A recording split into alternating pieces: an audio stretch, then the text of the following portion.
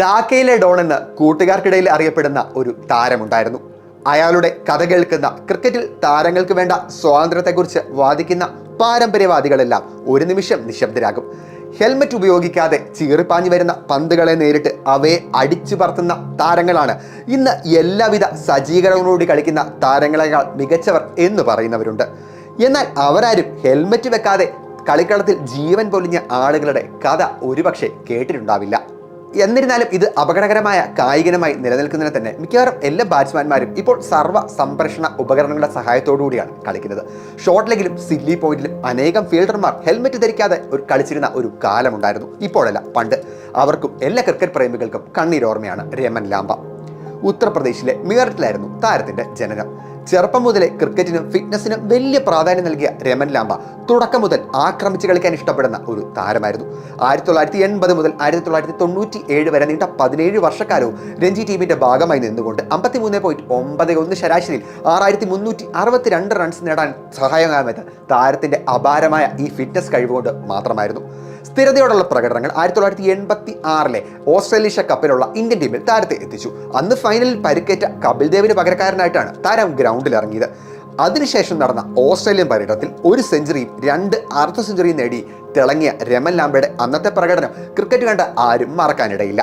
1989 Jawaharlal Nehru century cup ടൂർണമെന്റിൽ കൃഷ്ണമാചാരി ശ്രീകാന്തും ചേർന്നുള്ള ഓപ്പണിംഗ് കൂട്ടുകെട്ട് അത് അപാരമായൊരു വിരുന്ന് തന്നെയായിരുന്നു. ആക്രമണ ക്രിക്കറ്റിന്റെ എല്ലാ സൗന്ദര്യവും നിറഞ്ഞതായിരുന്നു ഇരുവരുടെയും ബാറ്റിംഗ്. ഇരുവരും ചേർന്ന് തുടക്കത്തിലെ ആക്രമിച്ച് കളിച്ച ആ ശൈലിയാണ് 1996 ലോകകപ്പിൽ സനത് ജയസൂര്യയും രമേഷ് കൽവിധാരണയും ചേർന്ന് മാതൃകയായി വിജയിപ്പിച്ചത്. എന്നാൽ 1989 അവസാനത്തോടെ പരിക്ക് മോശം ഫോമും രമനെ വല്ലാതെ ബാധിച്ചു. തിരിച്ചുവരവ് അസാധ്യമായതോടെ താരം അയർലൻഡിലേക്ക് കുടിയേറി. അവിടെ ഐറിഷ് വനിത കിം മിഷേലിനെ വിവാഹം കഴിച്ച അൾസ്റ്റർ ക്ലബിന് വേണ്ടി താരം കളിക്കാൻ തുടങ്ങി. അവസരം കിട്ടുമ്പോഴൊക്കെ രഞ്ജി ടീമിന് വേണ്ടി കളിക്കാനും അവിടെയൊക്കെ തിളങ്ങാനും താരത്തിന് സാധിച്ചു. എന്നിരുന്നാലും ജീവിത ചെലവ് താങ്ങാൻ പോലും പറ്റാത്ത സാഹചര്യത്തിൽ ബംഗ്ലാദേശ് 2ാം നിര ക്ലബിന് വേണ്ടി അദ്ദേഹം കളിക്കാൻ ഇറങ്ങി. ഒരു ദിവസം ബംഗബന്ധു സ്റ്റേഡിയത്തിൽ ധാക്ക പ്രീമിയർ ലീഗിൽ മുഹമ്മദ് സ്പോർട്ടിങ്ങിനെതിരെ കളിച്ച രമൻ ലാംബ ഫോർവേഡ് ഷോട്ട് ലെഗിൽ ഫീൽഡ് ചെയ്യുകയായിരുന്നു. ഓവറിന്റെ അവസാന 3 പന്താണ് ക്യാപ്റ്റന്റെ നിർദ്ദേശപ്രകാരം രമൻ ലാംബ അവിടെ ഫീൽഡ് ചെയ്യാനെത്തിയത്. ഹെൽമെറ്റ് വേണോ രമൻ ലാംബ എന്നുള്ള ചോദ്യത്തിന് വെറും 3 പന്ത് മാത്രമല്ലേ ഉള്ളൂ, എനിക്ക് ഹെൽമെറ്റിന്റെ ആവശ്യമില്ല എന്നുള്ളതായിരുന്നു അദ്ദേഹം ക്യാപ്റ്റന് കൊടുത്ത മറുപടി.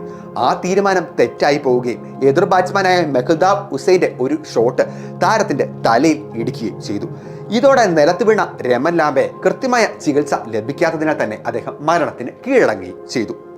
ലോകമെമ്പാടും താരത്തിന് ആദരാഞ്ജലികൾ അർപ്പിച്ച് വിവിധ ചടങ്ങുകൾ നടന്നു. എല്ലാ ക്രിക്കറ്റ് പ്രേമികൾക്കും കണ്ണീരോർമ്മയായ രാമൻ രാമയുടെ പ്രാദേശിക ടീമായ സോണറ്റ് ക്ലബിന്റെ തൊപ്പി രാമന്റെ തലയിൽ ധരിപ്പിച്ച് ഭാര്യ കിം അദ്ദേഹത്തിന് വികാര നിർഭരമായ യാത്രയപ്പ് നൽകി. ഫോർവേഡ് ഷോട്ട് ലെഗിലെ കണ്ണീരോർമ്മയായി താരം ഇന്നും നിലനിൽക്കുകയാണ്. ഹെൽമെറ്റ് വെക്കാതെ ആരെങ്കിലും അവിടെ ഉണ്ടെങ്കിൽ അപകട സാധ്യത അവരെയൊക്കെ ഓർമ്മിപ്പിച്ച്